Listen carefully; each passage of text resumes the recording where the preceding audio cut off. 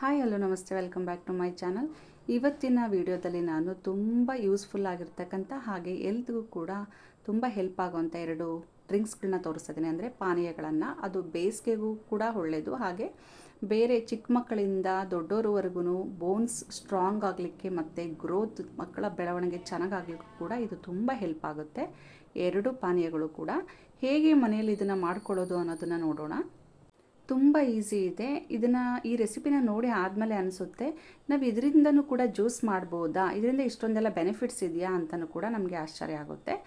S, ತುಂಬ useful ಇದೆ, ಹಾಗೆ ಸಿಂಪಲ್ ಕೂಡ ಇದೆ.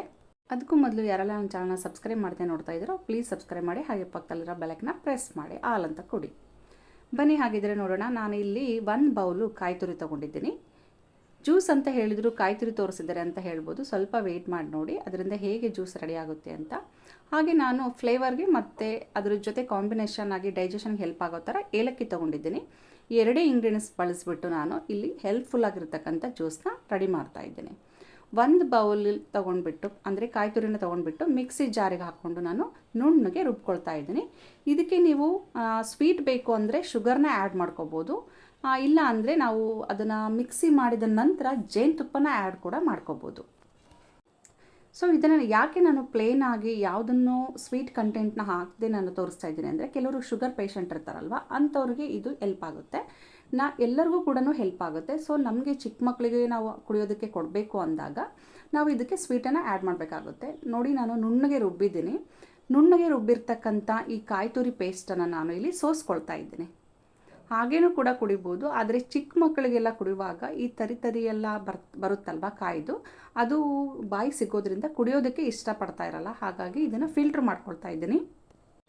ನೀಟಾಗಿ ಅದನ್ನು ಫಿಲ್ಟ್ರ್ ಮಾಡೋಕ್ಕೂ ಆದಮೇಲೆ ಆ ಹಾಲನ್ನೆಲ್ಲ ಒಂದು ಕಡೆ ತೊಗೋಬೇಕು.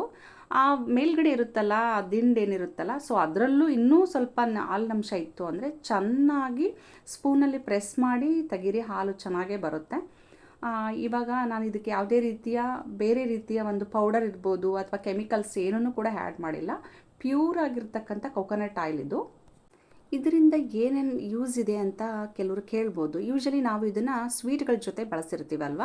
ಯಾವುದು ಅಂದರೆ ಈಗ ಹಾಲು ಹೋಳಿಗೆಗೆ ಯೂಸ್ ಮಾಡಿರ್ತೀವಿ, ಹಾಗೆ ಹೋಳಿಗೆ ನಾರ್ಮಲ್ ಬೇಳೆ ಹೋಳಿಗೆ ಜೊತೆಗೂ ಕೂಡ ಕಾಂಬಿನೇಷನ್ ಆಗಿ ಊಟ ಮಾಡಿರ್ತೀವಿ. ಆದರೆ ಪ್ಲೇನ್ ಹಾಲನ್ನು ವೀಕ್ಲಿ ಅಟ್ಲೀಸ್ಟ್ 1 ಟೈಮ್ ಆದರೂ ಸೇವನೆ ಮಾಡೋದ್ರಿಂದ ಎಷ್ಟೊಂದೆಲ್ಲ ಯೂಸಸ್ ಇದೆ ಅಂತಂದರೆ, ಡಾಕ್ಟರ್ BM ಹೆಗ್ಡೆ ಅವರ ನೇಮ್ ಕೇಳಿರ್ಬೋದು ಎಲ್ಲರೂ. ಅವರು ಸಜೆಸ್ಟ್ ಮಾಡ್ತಾರೆ ತಾಯಿಯ ಹಾಲಿಗೆ ಸಮ ಈ ಒಂದು ತೆಂಗಿನಕಾಯಿಯ ಹಾಲು ಅಂತ ಕೂಡ ಹೇಳ್ತಾ ಇದ್ರು ಸರ್ರು.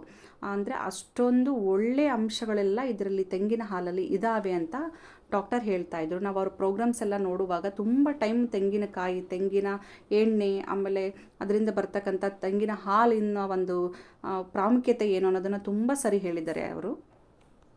ಈಗ ಚಿಕ್ಕ ಪಾಪುಗಳು ಬೆಳೀತಾ ಇರ್ತಾರಲ್ಲ, ಸೊ ಅಂಥವರಿಗೆ ಈ ಹಾಲನ್ನು ಕೊಡ್ಬೋದು, ಹೆಲ್ತ್ಗೆ ತುಂಬ ಒಳ್ಳೆಯದು ಅಂತ ಹೇಳ್ತಾ ಇದ್ರು. ಇದನ್ನು ಅತಿಯಾದ ಪ್ರಮಾಣದಲ್ಲ, ಎಷ್ಟು ಬೇಕೋ ಮಕ್ಕಳಿಗೆ ಅಷ್ಟು ನಿಯಮಿತವಾಗಿ ಕೊಡೋದ್ರಿಂದ ಮಕ್ಕಳ ಆರೋಗ್ಯ ತುಂಬ ಚೆನ್ನಾಗಿರುತ್ತೆ. ಹಾಗೆ ಇದನ್ನು ಚಿಕ್ಕೋರಿಂದ ದೊಡ್ಡೋರು ಕೂಡ ಸೇವನೆ ಮಾಡೋದ್ರಿಂದ ಎಷ್ಟೋ ಕಾಯಿಲೆಗಳಿಗೆ ಇದು ರಾಮಬಾಣ ಅಂತಲೂ ಕೂಡ ಅವರು ಸರ್ ಹೇಳಿದರು. ಅದೇ ರೀತಿಯಾಗಿ ನಾನು ಇಲ್ಲಿ ಇನ್ನೊಂದು ಜ್ಯೂಸನ್ನ ಮಾಡಿ ತೋರಿಸ್ತಾ ಇದ್ದೀನಿ. ನೋಡಿ, ಇಲ್ಲಿ ನಾನು ಎಳ್ಳನ್ನು ತೊಗೊಂಡಿದ್ದೀನಿ. ಇದು ಯಾವ ಎಳ್ಳು ಅಂದರೆ ಇಲ್ಲಿ ಕಾಣಿಸ್ತಾ ಇರ್ಬೋದು, ಫುಲ್ ವೈಟು ಇಲ್ಲ ಬ್ಲ್ಯಾಕು ಇಲ್ಲ. ಇದನ್ನು ಗುಜರಾತಿ ಎಳ್ಳು ಅಂತೇಳಿ ಕರೀತಾರೆ. ಇದು ಲೈಟಾಗಿ ಬ್ರೌನಿಷ್ ಆಗಿ ಬರುತ್ತೆ. ಈಗ ಬ್ಲ್ಯಾಕ್ ಎಳ್ಳು ಬರುತ್ತೆ, ಆಮೇಲೆ ಫುಲ್ ಪ್ಯೂರಾಗಿ ವೈಟ್ ಇರ್ತಕ್ಕಂಥ ಎಳ್ಳು ಕೂಡ ಬರುತ್ತೆ. ಇದು ಲೈಟ್ ಬ್ರೌನಿಷ್ ಆಗಿರುತ್ತೆ. ಆಮೇಲೆ ತುಂಬ ಎಣ್ಣೆ ಅಂಶ ಕೂಡ ಚೆನ್ನಾಗಿರುತ್ತೆ ಇದರಲ್ಲಿ. ನಮ್ಮ ಮನೆಯಲ್ಲೆಲ್ಲ ನಾವು ಉಂಡೆಗಳು ಮಾಡುವಾಗ ಇದೇ ಎಳ್ಳನ್ನು ಯೂಸ್ ಮಾಡ್ತೀವಿ. ಟೇಸ್ಟ್ ಕೂಡ ತುಂಬ ಚೆನ್ನಾಗಿರುತ್ತೆ. ಆಮೇಲೆ ಯಾವುದೇ ಅಡುಗೆಗಳಿಗೆ ಎಳ್ಳನ್ನು ಯೂಸ್ ಮಾಡಬೇಕಾಗುತ್ತಲ್ಲ, ಆ ಅಡುಗೆಗಳು ಕೂಡ ನಾವು ಇದನ್ನು ಯೂಸ್ ಮಾಡ್ತೀವಿ. ಇದನ್ನು ಉಪಯೋಗಿಸ್ಕೊಂಡು ನಾನು ಇಲ್ಲಿ ಜ್ಯೂಸನ್ನ ರೆಡಿ ಮಾಡ್ತಾ ಇದ್ದೀನಿ.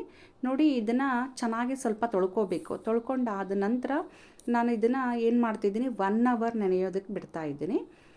ಎಳ್ಳಿಂದ ನಾವು ಎಷ್ಟೊಂದೆಲ್ಲ ರೆಸಿಪಿಗಳು ಮಾಡ್ತೀವಲ್ವ. ಎಳ್ಳುಂಡೆ ಕಟ್ತೀವಿ, ಎಳ್ಳು ಚಿಕ್ಕಿ ಮಾಡ್ತೀವಿ, ಅದೇ ರೀತಿಯಾಗಿ ಪಾಯಸಕ್ಕೂ ಕೂಡ ಇದನ್ನು ಬಳಸ್ತಿರ್ತಾರೆ, ಎಣ್ಣೆಗಾಯಿಗೂ ಕೂಡ ಹಾಕ್ತಾ ಇರ್ತೀವಲ್ವ. ಅದೇ ರೀತಿಯಾಗಿ ನಾವು ಈ ಎಳ್ಳು ಜ್ಯೂಸನ್ನ ಅಟ್ಲೀಸ್ಟ್ ವೀಕ್ಲಿ 1 ಟೈಮ್ ಅಥವಾ ಸಾಧ್ಯ ಆದರೆ 2 ಟೈಮ್ಸ್ ಆದ್ರೂ ಯೂಸ್ ಮಾಡೋದ್ರಿಂದ ಸ್ಕಿನ್ನು ಗ್ಲೋಯಿಂಗ್ ಆಗಿರುತ್ತೆ. ಆಮೇಲೆ ಲೇಡೀಸ್ಗೆ ಏನೇನೆಲ್ಲ ಅವ್ರಿಗೆ ಗರ್ಭಕೋಶದ ಕೆಲವೊಂದು ಸಮಸ್ಯೆಗಳಿರುತ್ತೆ ಅಂತ ಹೇಳ್ತಾರಲ್ಲ, ಸೊ ಅಂಥದಕ್ಕೆ ಇದು ಸ್ವಲ್ಪ ಯೂಸ್ ಆಗುತ್ತೆ, ಹೆಲ್ಪ್ ಆಗುತ್ತೆ ಅಂತ ಹೇಳ್ತಾರೆ. ನನಗೆ ಕೆಲವೊಂದು ಹೆಲ್ತ್ ಪರ್ಪಸ್ ಏನು ತಿಳ್ಕೊಂಡಿರ್ತೀನಲ್ಲ, ಅವನ್ನ ನಾನಿಲ್ಲಿ ಶೇರ್ ಮಾಡ್ತಾ ಇದ್ದೀನಿ. ಎಳ್ಳು ಎಲ್ಲ ರೀತಿಯಿಂದನೂ ಒಳ್ಳೆಯದು ಅಂತಲೇ ಹೇಳ್ತಾರೆ.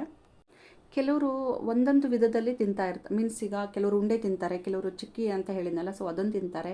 ಆಮೇಲೆ ಇನ್ನು ಕೆಲವರು ಬೇರೆ ರೆಸಿಪಿಗಳಲ್ಲಿ ಬಳಸ್ತಾ ತಿಂತಾರೆ. ಅದು ಯಾವುದೂ ಇಷ್ಟಪಡದೇ ಇರೋರಿಗೆ ಈ ರೀತಿಯಾಗಿ ನಾವು ಜ್ಯೂಸ್ಗಳನ್ನು ಮಾಡಿಕೊಡ್ಬೋದು. ಹಾಗಾದರೆ ಹೇಗೆ ಮಾಡೋದು ಅಂದರೆ, ಇದನ್ನು ತೊಳೆದು ಬಿಟ್ಟು ನಾನು 1 ಅವರ್ ನೆನೆಯೋದಕ್ಕೆ ಬಿಟ್ಟಿದ್ದೀನಿ. ಇದು ಚೆನ್ನಾಗಿ ನೆನ್ಕೋಬೇಕು. ನೆಂದಾಗ ಅದು ರಸ ಚೆನ್ನಾಗಿ ಬಿಟ್ಕೊಳ್ಳುತ್ತೆ. ಹಾಗೆ ಕೂಡ ಡೈರೆಕ್ಟಾಗೂ ಮಿಕ್ಸಿ ಮಾಡಿದಾಗ ಅದರಿಂದ ಜ್ಯೂಸ್ ಬರುತ್ತೆ. ಆದರೆ ನೆಂದಾಗ ಅದರ ಅಂಶ ಸ್ವಲ್ಪ ದ್ವಿಗುಣ ಆಗುತ್ತೆ. ಅಂದರೆ ಯಾವುದೇ ಪದಾರ್ಥಗಳನ್ನ ನಾವು ನೆನೆಸೋದ್ರಿಂದ ಅದರ ಅಂಶ ಜಾಸ್ತಿ ಆಗುತ್ತೆ, ಅದರ ಒಂದು ಕ್ವಾಂಟಿಟಿ ಕೂಡ ಹೆಚ್ಚಾಗುತ್ತೆ ಅಂತ ಹೇಳ್ತಾರೆ.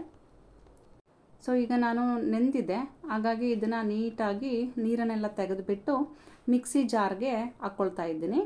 ನಿಮಗೆ ಜ್ಯೂಸ್ ಮಾಡ್ಕೋಬೇಕಾದ್ರೆ ಎಷ್ಟು ಜನಕ್ಕೆ ಬೇಕು, ಎಷ್ಟು ಪ್ರಮಾಣದಲ್ಲಿ ಬೇಕು ಅನ್ನೋದನ್ನು ಮೆಜರ್ ಮಾಡ್ಕೊಂಡು ಹಾಕ್ಕೊಳ್ಳಿ. ನಾನಿಲ್ಲಿ 1 ಬೌಲ್ನಷ್ಟು ಎಳ್ಳು ತೊಗೊಂಡಿದ್ದೀನಿ. ಇದು 2 ಜನಕ್ಕಂತೂ ಕಂಪ್ಲೀಟಾಗಿ ಆಗುತ್ತೆ. ತೆಳುವಾಗಿ ಸ್ವಲ್ಪ ಮಾಡಿದರೆ 4 ಜನಕ್ಕೂ ಕೂಡ ಆಗುತ್ತೆ. ಸೇಮ್ 1 ಬೌಲಲ್ಲೇ ಕೂಡ ನಾನು ಆರ್ಗ್ಯಾನಿಕ್ ಬೆಲ್ಲನೂ ಕೂಡ ತೊಗೊಳ್ತಾ ಇದ್ದೀನಿ. ಇಲ್ಲಿ ನೋಡಿ, ಆರ್ಗ್ಯಾನಿಕ್ ಬೆಲ್ಲ ಬಂದುಬಿಟ್ಟು ನಿಮಗೆ ಸ್ವೀಟ್ ಜಾಸ್ತಿ ಇತ್ತು ಅಂದರೆ, ಮೀಡಿಯಮ್ ಸ್ವೀಟ್ ಬೇಕು ಅಂದರೆ ಮೀಡಿಯಮಾಗಿ ಹಾಕ್ಕೊಳ್ಳಿ. ನಾನಿಲ್ಲಿ ಸ್ವಲ್ಪ ಹಾಕ್ಕೊಳ್ತಾ ಇದ್ದೀನಿ, ತುಂಬ ಹಾಕ್ಕೊಳ್ತಾ ಇಲ್ಲ. ಇಲ್ಲಿ ಕಾಣ್ತಾ ಇರ್ಬೋದು ನಿಮಗೆ.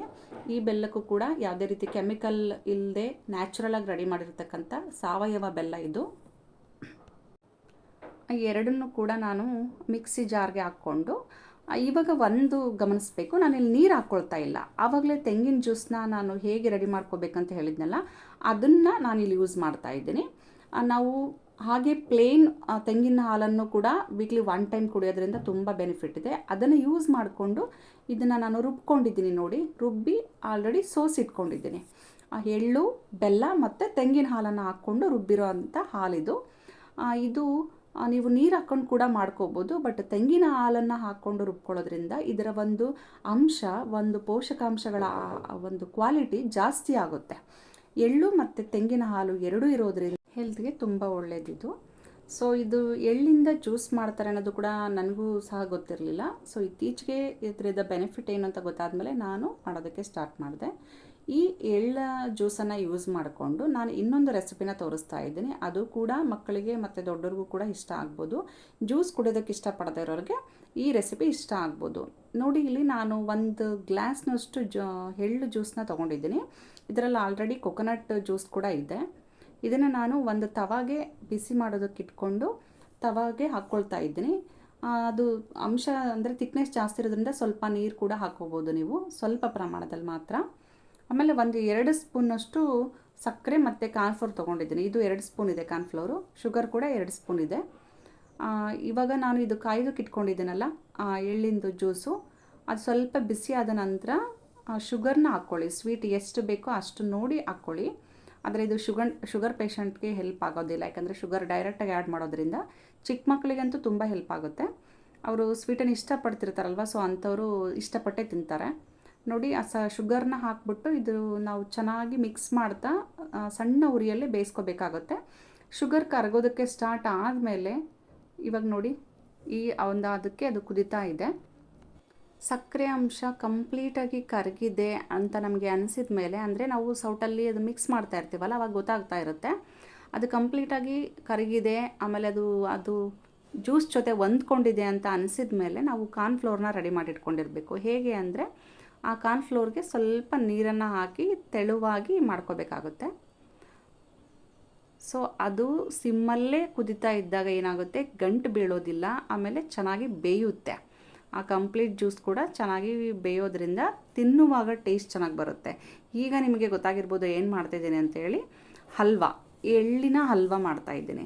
ಎಳ್ಳಿನ ಹಲ್ವಾ ಅಂದರೆ ಎಳ್ಳನ್ನು ಡೈರೆಕ್ಟಾಗಿ ಮಿಕ್ಸಿ ಮಾಡಿ ತರಿತರಿಯಾಗಿರೋದನ್ನೇ ಕೆಲವರು ಮಾಡ್ತಿರ್ತಾರೆ. ಸೊ ಅದನ್ನು ಜ್ಯೂಸ್ ತೆಕ್ಕೊಂಡ್ಬಿಟ್ಟು, ಜ್ಯೂಸ್ ಕುಡಿಯೋಕ್ಕಾಗಲ್ಲ, ಕೆಲವರಿಗೆ ಇಷ್ಟ ಆಗಲ್ಲ ಅಂದಾಗ ಈ ರೀತಿಯಾಗಿ ರೆಸಿಪಿನ ಮಾಡಿಕೊಟ್ರೆ ತುಂಬಾ ಇಷ್ಟಪಟ್ಟು ತಿಂತಾರೆ ಮಕ್ಕಳು ಸ್ಪೆಷಲಿ. ಅದು ತಿನ್ನುವಾಗ ಬಾಯಲ್ಲಿ ಚೆನ್ನಾಗಿ ಸಿಗ್ತಾ ಇರುತ್ತೆ ಹಲ್ವಾ. ಅದಕ್ಕೆ ಬಂದಾಗಲೇ ನಾವು ಅದನ್ನು ಆಫ್ ಮಾಡ್ಕೋಬೇಕಾಗತ್ತೆ. ಈಗ ಚೆನ್ನಾಗಿ ಮಿಕ್ಸ್ ಆಗಿದೆ ಅಲ್ವಾ ಸಕ್ಕರೆ ಮತ್ತು ಎಳ್ಳಿನ ಜ್ಯೂಸು. ಇವಾಗ ಕಾರ್ನ್ಫ್ಲೋರ್ಗೆ ನೀರು ಹಾಕಿ ಸ್ವಲ್ಪ ಮಟ್ಟಕ್ಕೆ 2 ಸ್ಪೂನ್ ಕಾರ್ನ್ಫ್ಲೋರ್ ತೊಗೊಂಡಿದ್ದೀನಿ ನಾನು. ನೀರು ಹಾಕ್ಬಿಟ್ಟು ಇದಕ್ಕೆ ಮಿಕ್ಸ್ ಮಾಡ್ತಾಯಿದ್ದೀನಿ. ಕಾಣಿಸ್ತಾ ಇರ್ಬೋದು ನಿಮಗೆ. ಈ ರೀತಿಯಾಗಿ ಹಾಕಿದ ನಂತರ ಚೆನ್ನಾಗಿ ಮಿಕ್ಸ್ ಮಾಡಬೇಕು. ಇದು ನೀಟಾಗಿ ಅದ್ರ ಜೊತೆ ಹೊಂದ್ಕೊಳ್ಳೋ ಥರ ಮಿಕ್ಸ್ ಮಾಡಿದರೆ ಅದು ಒಂದು ಹದಕ್ಕೆ ಚೆನ್ನಾಗಿ ಬೇಯುತ್ತೆ. ಇಲ್ಲ ಅಂದರೆ ಸಪ್ರೇಟ್ ಆಗಿಬಿಡುತ್ತೆ. ಕಾರ್ನ್ಫ್ಲೋರೇ ಸಪ್ರೇಟ್ ಆಗಿಬಿಡುತ್ತೆ ಮತ್ತು ಎಳ್ಳಿನ ಜ್ಯೂಸೇ ಸಪ್ರೇಟ್ ಆಗಿಬಿಡುತ್ತೆ. ನೋಡಿ ನಾವು ಕಾರ್ನ್ಫ್ಲೋರ್ ಹಾಕ್ತಿದ್ದಂಗೆ ಅದು ಥಿಕ್ನೆಸ್ ಹೇಗೆ ಬರ್ತಿದೆ ಅಂತ ಗೊತ್ತಾಗ್ತಿದೆ ನಿಮಗೆ. ಅದನ್ನು ನಾವು ಯಾವುದೇ ಕಾರಣಕ್ಕೂ ಸೌಟಲ್ಲಿ ಮಿಕ್ಸ್ ಮಾಡೋದನ್ನು ಕೈ ಬಿಡಬಾರ್ದು, ಯಾಕಂದರೆ ತಳ ಹಿಡಿದ್ಬಿಡುತ್ತೆ. ನಾನಿಲ್ಲಿ ಸ್ವಲ್ಪ ಪ್ರಮಾಣದಲ್ಲಿ ಮಾತ್ರ ಮಾಡ್ತಾಯಿದ್ದೀನಿ. ನಿಮಗೆ ಜಾಸ್ತಿ ಬೇಕು ಅಂದರೆ ಅದಕ್ಕೆ ತಕ್ಕ ಹಾಗೆ ಟೇಸ್ಟಿಗೆ ಬೇಕಾದಂಥ ಶುಗರು ಮತ್ತು ಕಾರ್ನ್ಫ್ಲೋರ್ನ ಸ್ವಲ್ಪ ಡಬಲ್ ಮಾಡ್ಕೊಳ್ಳಿ. 1 ಲೋಟದ ಮಾತ್ರ ಮಾಡ್ತಾಯಿದ್ದೀನಿ ನಾನಿಲ್ಲಿ. ಎಷ್ಟು ಚೆನ್ನಾಗಿ ನೋಡಿ ಮಿಕ್ಸ್ ಆಗಿ ಹೊಂದ್ಕೊಂಡಿದೆ ಅದೆಲ್ಲ, ಕಾರ್ನ್ಫ್ಲೋರು, ಶುಗರು ಮತ್ತು ಎಳ್ಳಿನ ಜ್ಯೂಸು. ಇದರಲ್ಲಿ ಕೊಕೊನಟ್ ಕೂಡ ಇರೋದ್ರಿಂದ ನಾನು ಕೊಕೊನಟ್ ಹಲ್ವಾನ ಇನ್ನೊಂದು ಟೈಮ್ ಮಾಡಿ ತೋರಿಸ್ತೀನಿ. ಅಂದರೆ ಇದ್ರ ಆಲ್ರೆಡಿ ಮಿಕ್ಸ್ ಆಗಿದೆ ಅಂತೇಳಿ ಸಪ್ರೇಟ್ ಮಾಡೋಕ್ಕೆ ಹೋಗಲಿಲ್ಲ ನಾನು. ನೋಡಿ ಚೆನ್ನಾಗಿ ಬರ್ತಾ ಇದೆ ಅಲ್ವಾ. ಈ ಹದಕ್ಕೆ ಬಂದಾಗ ಸಣ್ಣದೇನಾದರೂ ಗಂಟಿದ್ರೆ ಚೆನ್ನಾಗಿ ಸೌಟಲ್ಲಿ ಅದನ್ನು ಮಿಕ್ಸ್ ಮಾಡ್ಕೊಂಬಿಡಿ, ಆವಾಗ ಅದು ಕೂಡ ಕಂಪ್ಲೀಟಾಗಿ ಕರಗೋಗುತ್ತೆ. ನಾವು ಇನ್ನೊಂದು ಸ್ವಲ್ಪ ಜಾಸ್ತಿ ಥಿಕ್ನೆಸ್ ಬೇಕು ಅಂತ ಅನ್ನೋದಾದರೆ ಕಾರ್ನ್ಫ್ಲೋರ್ನ ಅಂಶನ ಸ್ವಲ್ಪ ಜಾಸ್ತಿ ಮಾಡ್ಕೋಬೇಕಾಗತ್ತೆ. ಬಟ್ ಅದು ತಿನ್ನುವಾಗ ಅಷ್ಟೊಂದು ಚೆನ್ನಾಗಿ ಅನಿಸಲ್ಲ. ಹಾಗಾಗಿ 1 ಗ್ಲಾಸ್ ಜ್ಯೂಸ್ಗೆ 2 ಸ್ಪೂನ್ ಹಾಕ್ಕೊಳ್ಳಿ, ಅದು ಪರ್ಫೆಕ್ಟಾಗಿ ಬರುತ್ತೆ. ಆಮೇಲೆ ಸಾಫ್ಟ್ ಕೂಡ ಇರುತ್ತೆ. ಈ ಹದಕ್ಕೆ ಬಂದಮೇಲೆ ನಾನು ಸ್ವಲ್ಪ ತುಪ್ಪನ ಆ್ಯಡ್ ಮಾಡ್ತಾಯಿದ್ದೀನಿ. ಇದನ್ನೇ ನೀವು ಬೇಕು ಅಂದರೆ ಸ್ಕಿಪ್ ಮಾಡ್ಬೋದು. ಏನಕ್ಕೆ ಅಂದರೆ ಎಳ್ಳಲ್ಲಿ ಆಲ್ರೆಡಿ ಎಣ್ಣೆ ಅಂಶ ಇರೋದ್ರಿಂದ ಕೆಲವರು ಡಯಟ್ ಕಾನ್ಷಿಯಸ್ ಇರೋರು ತುಪ್ಪನ ಸ್ಕಿಪ್ ಮಾಡ್ಬೋದು. ಬಟ್ ತುಂಬ ಏನು ಹಾಕಿಲ್ಲ, ನಾನು ಇಲ್ಲಿ ಕರಗಿರೋಂಥ ತುಪ್ಪನ 1 ಸ್ಪೂನಲ್ಲಿ ಹಾಕಿದ್ದೀನಿ ಅಷ್ಟೇ. ಅದು ಚಿಕ್ಕ ಸ್ಪೂನ್ ಆಗಿರೋದ್ರಿಂದ 2 ಸರಿ ಹಾಕ್ಕೊಂಡಿದ್ದೀನಿ. ತುಪ್ಪ ಹಾಕಿದ ನಂತರ ಚೆನ್ನಾಗೆಲ್ಲ ಮಿಕ್ಸ್ ಮಾಡ್ಕೋಬೇಕು. ಈಗ ನೋಡಿ ಗೊತ್ತಾಗ್ತಿದೆ ನಮಗೆ, ತಳ ಬಿಡ್ತಾ ಇದೆ ಅದು ಹಲ್ವಾ. ಈ ಹದಕ್ಕೆ ಬಂದಮೇಲೆ ನಾವು ಒಂದು ಬೌಲ್ಗೆ ತಳಕ್ಕೆ ಸ್ವಲ್ಪ ತುಪ್ಪ ಹಚ್ಚಿ ಇಟ್ಕೊಂಡಿರಬೇಕು. ನಿಮಗೆ ಯಾವ ಶೇಪಿನ ಬೇಕು ಟ್ರೈ ಅದರಲ್ಲಿ ಹಾಕ್ಕೊಳ್ಳಿ. ನಾನಿಲ್ಲಿ ರೌಂಡ್ ಶೇಪ್ಗೆ ಯೂಸ್ ಮಾಡ್ತಾಯಿದ್ದೀನಿ. ಅದಕ್ಕೂ ಕೂಡ ಒಂದೇ ಒಂದು ಸ್ವಲ್ಪ ತುಪ್ಪನ ಸವರಿದ್ದೀನಿ. ಇದನ್ನೆಲ್ಲ ನಾನು ಆಫ್ ಮಾಡಿ ಆದಮೇಲೆ ಈ ಬೌಲ್ಗೆ ಟ್ರಾನ್ಸ್ಫರ್ ಮಾಡ್ಕೊಳ್ತಾ ಇದ್ದೀನಿ.